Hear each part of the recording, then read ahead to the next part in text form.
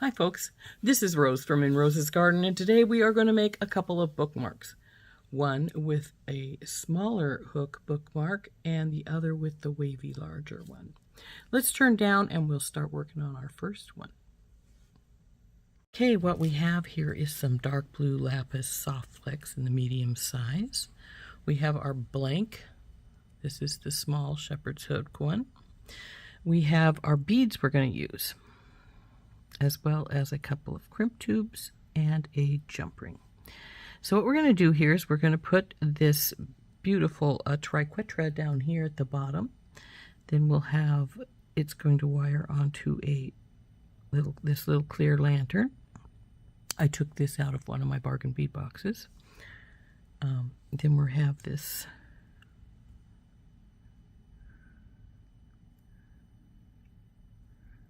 this blue pearl. Well, there's going to be a spacer here between this Picasso cut and this other pearl, and then this one and this one. Now when I make a bookmark, I like it to be about the length of my blank or a little bit shorter. I don't really like them too much longer, so this is what our size is going to be. So we need to get some wire out. Now we can do this one of two ways. We can string the bead strand onto here right now and then cut off some from either side, or we can hook on here and just cut it. I think I'm just going to string these beads all up. We'll see how long of this needs to be, and then we'll cut some so we've got that length on either side. So we'll just put the beads on just as I have them laid out here.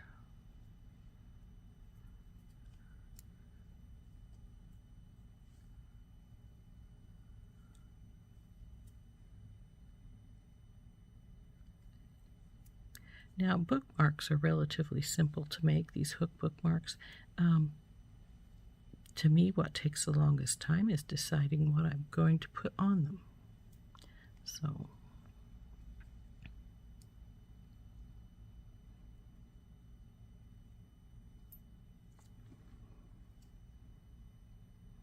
okay, there's our bead strand, and that's going to go about like so. So it's going to be about exactly what I want.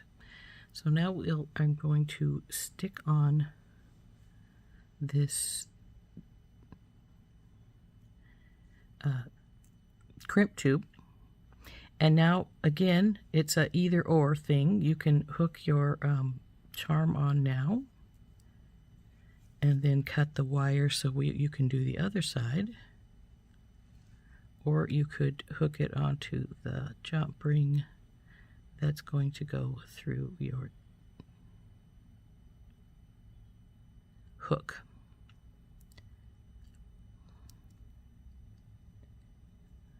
I don't think this will go through the silver bead. I'm not sure. We'll see. Oh, she did go through. Excellent. So now we want to just get a little bit of this up here. And then we're going to push it all down to where we want it to be. That looks like a good spot. So we'll get the crimping pliers out and we'll crimp that up. Now I've left a lot of extra wire here. I didn't need to do that because I'm going to cut it off. But so you want your crimp tube right in the middle, and you squish. And you turn and you squish, and you do that a few times until it feels like it's pretty secure. That is, so we will push this up here. Maybe let's see if it'll go through the glass pearl too. Ah, it did. Excellent. So then we're going to cut this extra little bit of wire off right here.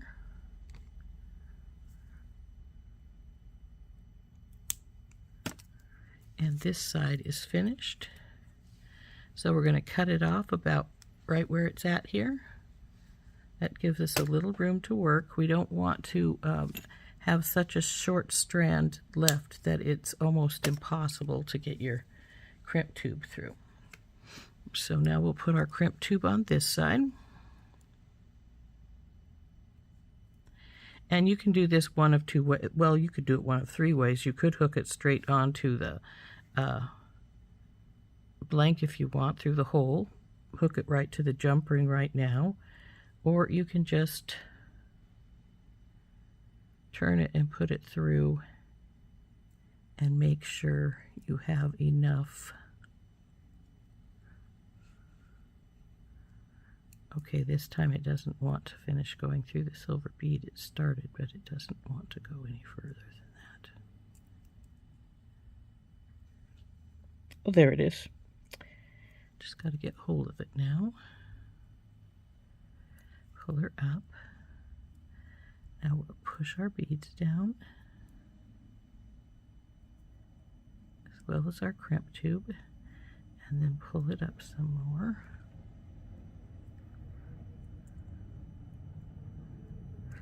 We'll keep doing that until you get your loop about the size you want it to be, which is about right there. So I'm going to crimp.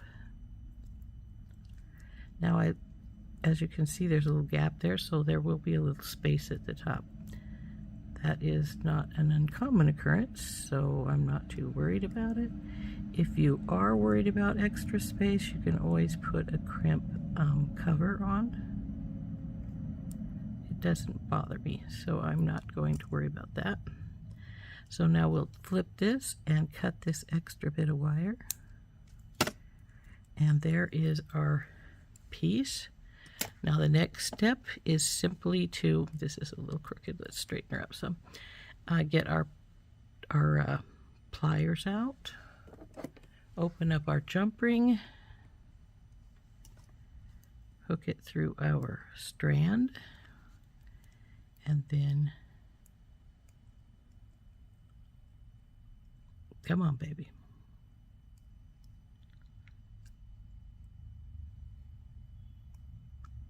There we go. Now, I tend to let the bookmark itself hit the ground here, or the mat, so that you don't have it swinging on you when you're trying to get your jump ring closed. Come on, jump ring.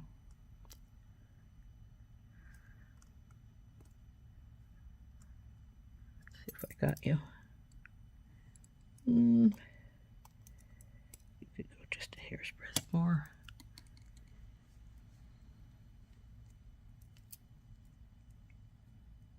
Then I'm going to squish the middle here to make sure I've got it closed all the way. Come on, let me do that. Okay. So there is bookmark number 1, all done. Isn't that pretty? So now we'll get out the stuff for number 2. We'll put this one aside.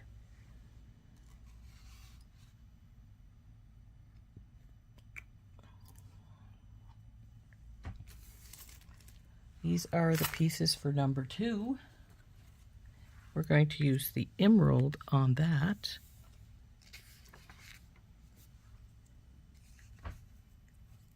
And it has got some really fun pieces. So not only is this one bigger, but it's green. That's why we're using the emerald. And so here is our bar. Now I've got a jump ring that's open here. It's been open. It was open before. They have a jump ring on here. And it looks like it's pretty well closed. But I tend to change these to an oval because, well, I'm just not fond of these round ones. I'll use a round one if I absolutely have to. You know, there's some things you just have to use a round one on. This isn't one of them. So we'll pull this off.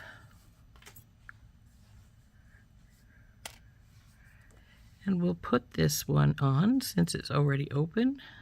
We'll just put it straight on here. See how I'm dropping my hook to the mat so that it doesn't swing around and fight with me as I'm trying to put the jump ring on.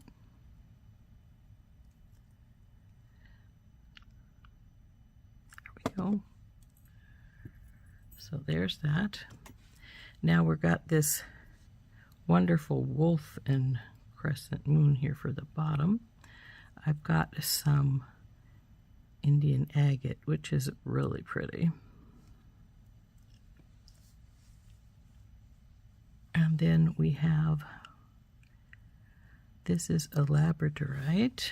We're going to put it in the middle with spacers on either side. And then we are going to go with a spacer and this little green one.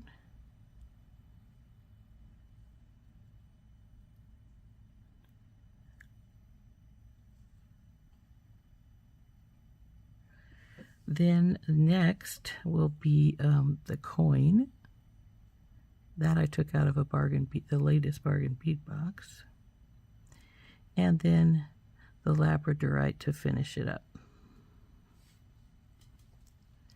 There's one of my crimp tubes. I need to, the other one's probably amongst this stuff, but that's how it's going to look.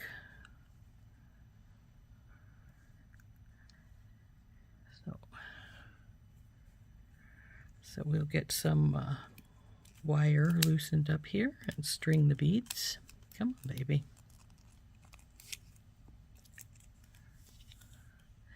Now, I always make a pattern that's symmetrical from top to bottom generally. I say generally because, well, you know, there's always those changes when you don't. But since I can do it from either side and not have a problem with whatever I want to do next. So we're just going to string these beads up how I have them laid out.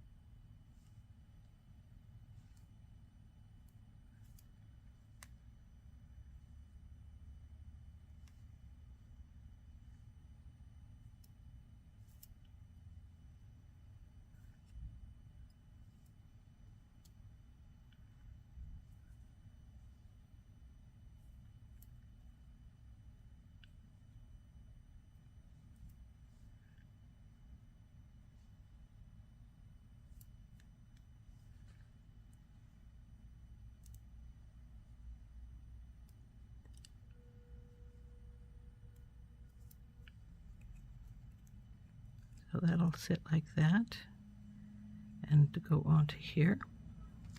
So let's put our, I don't see my second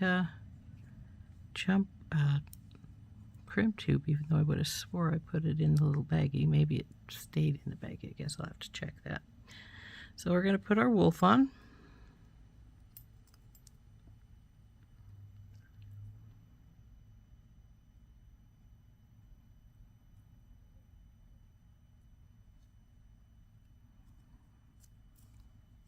Leave him a little space so he can swing around some. Don't want him to be really tight. A little tighter. There we go. And now we're going to crimp this.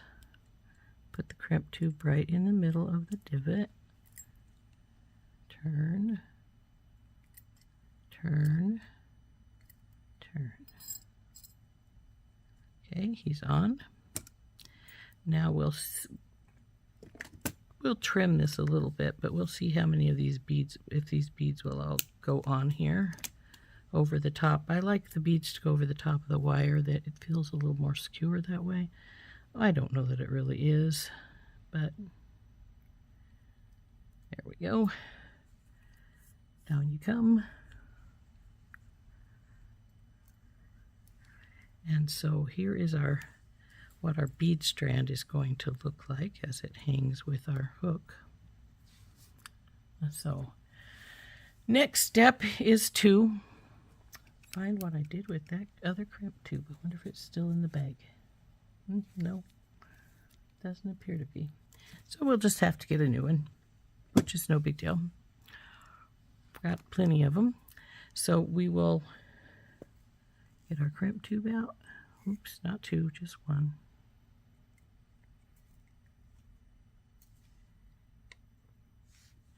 And we will cut the wire so we can crimp this. Now, I'm just going to cut it right here.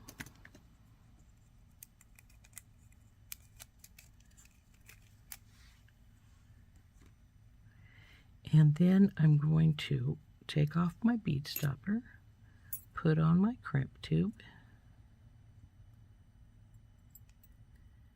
and you know, I was thinking I'd just go through the jumpring so we didn't have to reopen it. I don't feel like it, so I'm not going to do so. So all the way down here,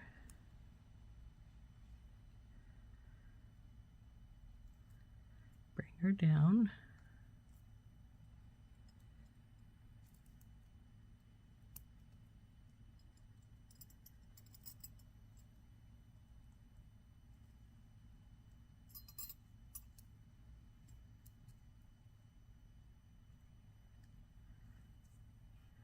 Just a teeny touch more.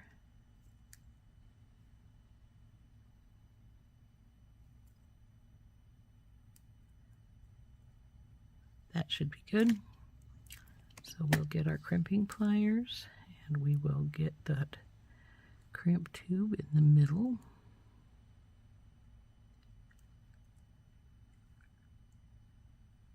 And squeeze and turn.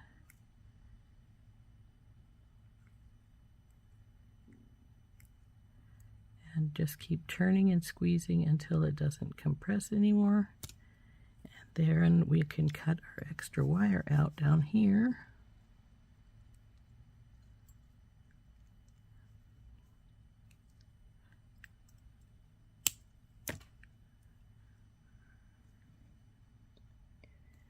See if we can push that extra little bit into this green bead here.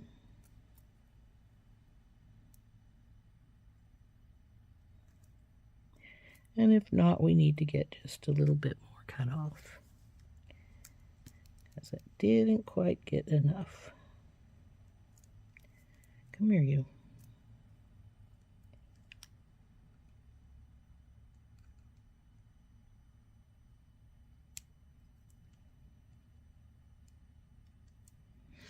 When you're trimming, you have to be really careful because you don't want to get both wires. There we go. So there's that. Now I just have to open up my jump ring again.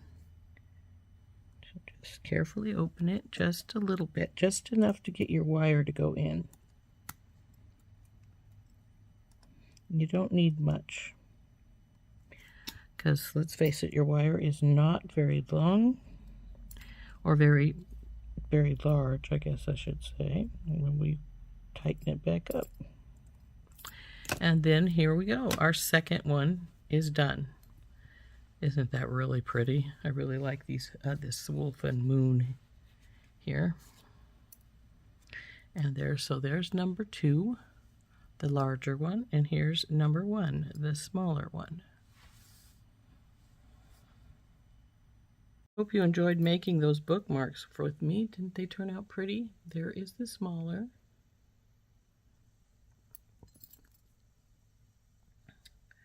And here is the larger.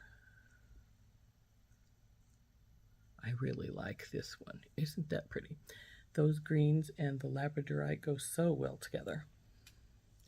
So, our little wolf and our little triquetra. Again, there's the blue one. Actually, these the blue pearls and the Picasso tile. I actually won those. They're from SoftFlex. So aren't those pretty?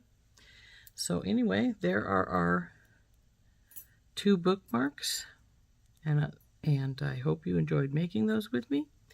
This is Rose from In Rose's Garden, and we'll see you next time. Bye-bye.